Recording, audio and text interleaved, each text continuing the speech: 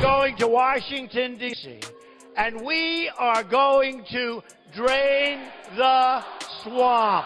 Trump went before the American people in the campaign and said, "We're going to drain the swamp." Well, the swamp has now overrun Washington, D.C. There are currently more than 160 lobbyists serving in Trump's administration. Under my administration, we're fighting against the lobbyists, the special interests, and the corrupt Washington politics. The lobbyists and special interests are running his administration, and they are running it on behalf of their swamp friends. Some of the swampiest creatures in DC are serving in high-level positions for Trump and taking care of the corporate interests they used to represent. Andrew Wheeler, who has been nominated to be the administrator of the Environmental Protection Agency, is nothing more than the front man for the fossil fuel industry.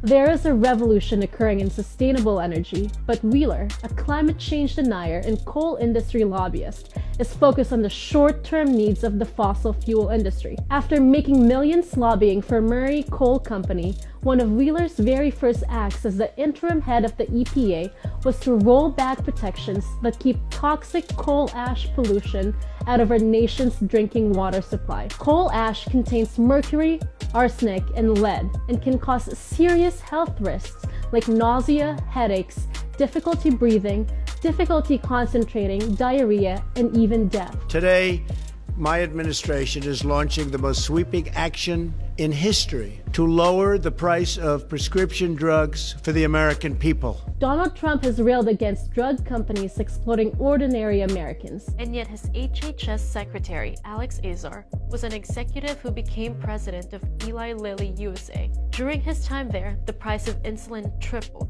making it too expensive for many people to afford this life or death drug.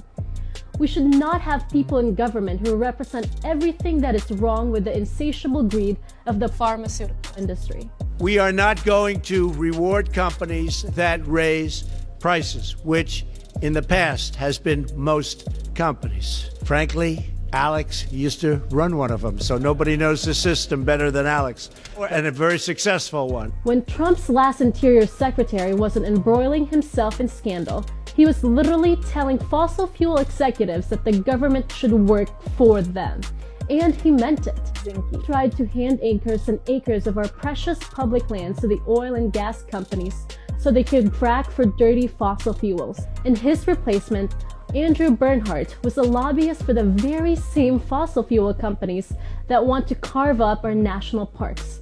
This guy is so corrupt that it's been reported that he has to carry a card with him to keep track of his potential conflicts of interest. The only way to take on wealthy, powerful, and greedy people is to organize at the grassroots level. We must stand up and fight for a government that represents all of us, not corporate interests.